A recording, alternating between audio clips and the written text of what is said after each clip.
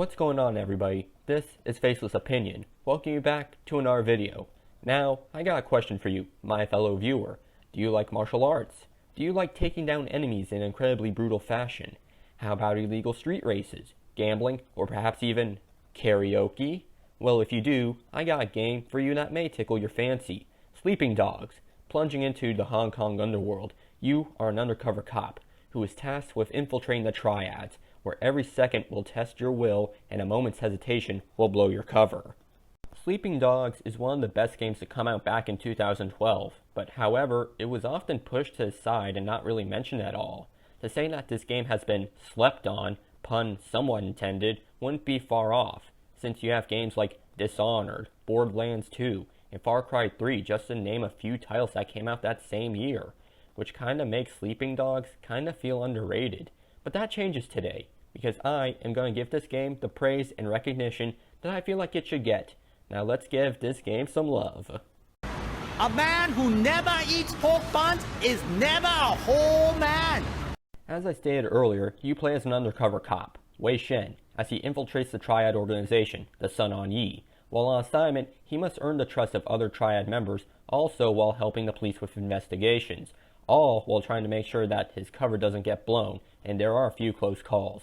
As the story progresses, it is revealed that Wei has animosity towards the Triads, particularly high-ranking members Dog Eyes and Big Smile Lee, mainly because Dog Eyes turned his sister into a drug addict, and which would ultimately lead to her death, and would serve as Wei's motivation for becoming an officer so that he can get vengeance on the Triads. However, due to those personal tendencies, it does put him at odds with his handler, Raymond, on more than one occasion. But due to that drive, Wei is able to make incredible progress, jumping up the ranks of the organization, and is able to interact with some of the upper tier members of the Sun On Yi, particularly the chairman, Uncle Po. Though the journey to get to that point is long and has a high cost, as some of the gang members that Wei interacts with do end up meeting some gruesome fates. Spoiler alert, even though, is it really a spoiler if the game has been out for 9 years at this point? Winston, who's in charge of the sect of the gang Wei was a part of, dies at his own wedding, while for Jackie, who was Wei's best friend since childhood, was tortured and mutilated by Mr. Tong. I'll never forget that scene. Gives me chills just thinking about it. Can we get an F in the chat for both Winston and Jackie? Well, look on the bright side. Chucking Big Smile Lee in that wood chipper is oh so satisfying. The story as a whole is not that bad. I enjoyed it. I like Wei and a good part of the supporting cast. There's so much more I can go into detail about the plot, the stuff I have omitted, but there is so much to talk about, because this game brings a lot more than a solid narrative. A man who never eats pork buns is never a whole man. Something that all of us can agree on is that a location can make or break a game, and that couldn't be more correct than right now. I love traversing around Hong Kong, though one thing to note is that the Hong Kong in the game is not geographically accurate to its real-world counterpart. It doesn't take anything away from the game, I just wanted to mention that. Consider that an FYI fact. Hong Kong is a big island consisting of 4 neighborhoods: North Point, Central, Aberdeen, and Kennedy Town, each of which being distinctly different from one another. North Point being made up of a wide variety of marketplaces, Central being the downtown center and is chock full of skyscrapers, Aberdeen would be the dock and port area, and Kennedy Town is the nice upper class part of town. While traveling through each one, you can easily tell the differences between them all, something that isn't always the case for other open world games. The city is also very dense and heavily crowded, which makes free running sequences come to life as you run across certain areas. But the biggest thing I would say that really brings the city to life is all of the activities you can do out in the world. Want to go shopping to buy yourself some new clothes and cars? Go for it. Want to do some gambling, whether it be a game of mahjong or cockfighting? Go for it. Want to get a massage by a pretty girl? Do it, because massage parlors are a thing.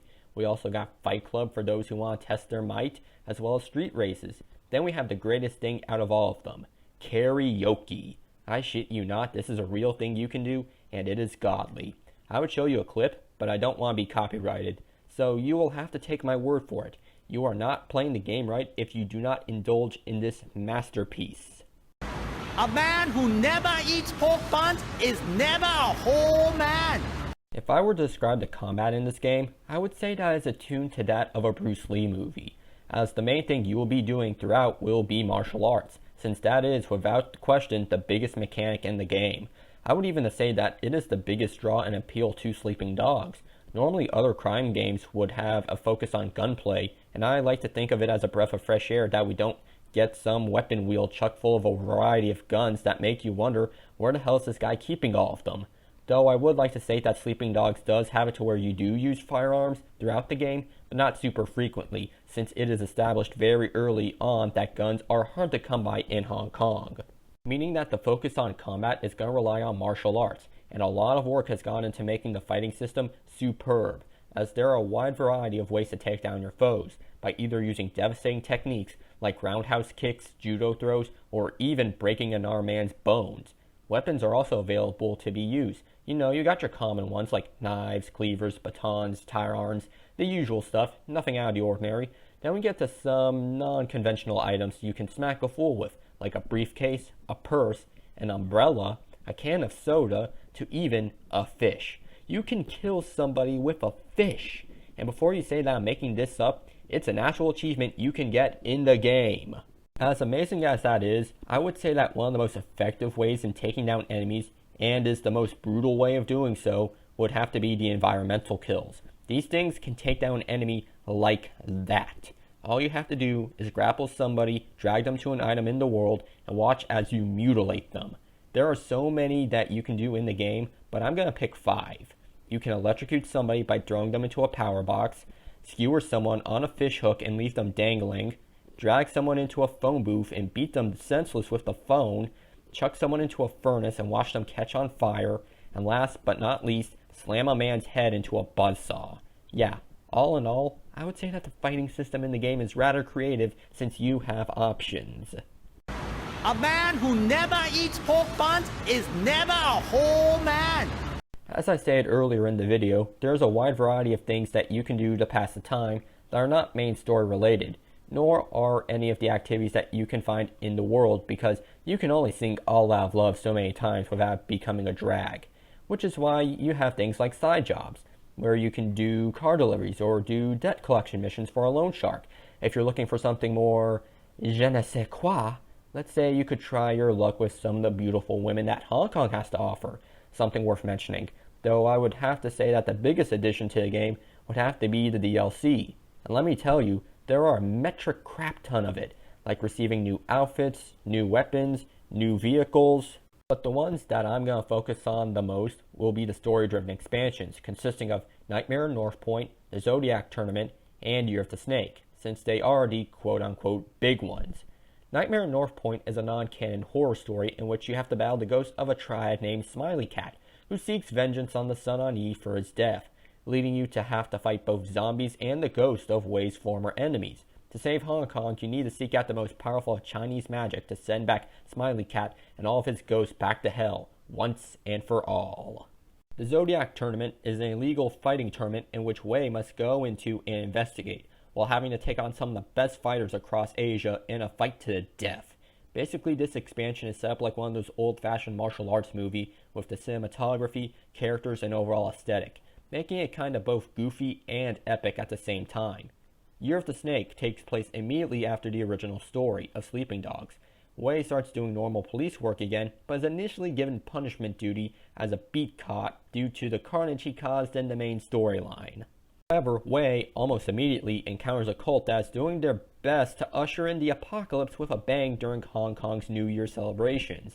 And with that, it's up to you to prevent the cultists to go through with their terror plot and save the city.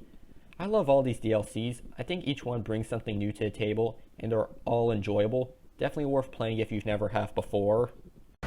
A man who never eats pork buns is never a whole man.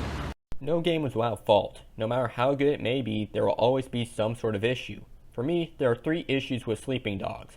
My first issue would have to do with buying upgrades for safe houses. Now, this can be perceived as a nitpick, and I kind of agree that it is, but this is something I feel like mentioning, because those safe house upgrades are nothing more than cosmetics, and I feel like it is a waste of money. Like, why should I spend $25,000 on a hot tub that I can't use, or nearly $10,000 for a stereo system, or buying a pet bird, or any and all the new furniture? If anything, I would rather spend that money on new cars or threads. It It would be something else if those items, for example, gave you benefits like the food you can buy from food stalls or going to massage parlors, but they don't, making it altogether a waste of my money. My next piece of criticism would have to be about how environmental kills kind of break the combat system. As I said earlier in the video, environmental kills can take down an enemy like that, and that is true. You can kill an enemy without having to damage them prior with something nearby. So technically, you could do an entire combat encounter without having to throw a single punch, just by grappling someone and dragging them off to whatever's close by. Though that isn't the case with some enemy classes like the grappler, who have to be damaged before you can grapple them, but I still stand by my statement. It also gets worse when you realize that some items you can use for environmental kills can be used multiple times, like car doors, furnaces, elevator shafts, railings. So yeah, environmental kills are extremely overpowered. But don't get me wrong, I do like them, but they need to be more balanced. Then my last and biggest gripe with the game is going to have to be on how some characters are used in the story. Because let's be honest, quite a few are not used properly or to the fullest. Take Conroy for example. At the beginning of the game he's very distrustful of Wei and thinks he's a cop. But Wei is able to prove himself and Conroy accepts him. But after that, Conroy literally doesn't do anything of note. He just becomes a background character, and the worst thing is that he is still a lot more prominent compared to the other Water Street boys, barring both Jackie and Winston obviously. Calvin and Duke are just relegated to side missions, and for Vincent, I didn't even think he was a real person for the longest time. I remember during the police investigation where you were looking into the organ harvesting stuff, and it was revealed that a member of your crew was one of the victims. Then when Wei said it was Vincent, I immediately thought, who's Vincent? I don't know who that is. But lucky for him, he got some degree of relevance during the Nightmare on North Point DLC, so there is that. Though I feel like there's a good chunk of characters I feel like you could have done a lot more with, like Peggy, Old Salty Crab, King, Broken Nose Jang, Two Chin Sao, Pockmock, and to a small extent, Big Smile Lee. I just find it a shame that there are some interesting characters, but unfortunately they contracted WPS, Wasted Potential Syndrome. Oh well. A man who never eats pork buns is never a whole man. Sleeping Dogs is a game I would recommend people to play. It is a game that I have done numerous playthroughs of because it is something that I generally have fun playing. I only wish that it got more relevancy than it originally did. It sucks even more that we're never going to get a sequel to it. For those of you that may be wondering why I say that, there are two reasons for it. The first being that United Front Games, the company that developed Sleeping Dogs, closed back down in 2016. And two being that Square Enix, the company that published the game, won't work on a sequel mainly because that Sleeping Dogs didn't do well enough to merit one.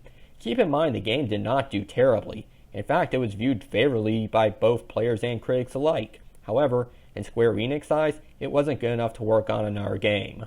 So, no sequel. But there were plans for a spin-off called Triad Wars, which was going to be an online multiplayer game, but that ended up getting scrapped too. The only new thing we got with the series was the Definite Edition that came out in 2014. The series had so much potential, but you know, these things happen. Well, if I ever get the itch to roam the streets of Hong Kong and want to beat people senseless with my fist, I will just start another playthrough of Sleeping Dogs. Now, let me know what you think about the video. Do you agree with my take on Sleeping Dogs? If you never played the game before, did this video make you want to give it a try? Do you think we'll ever get a sequel? Tell me in the comments. If you enjoyed the video, be sure to leave a like and subscribe. Until next time, I'll catch you all on the flip side.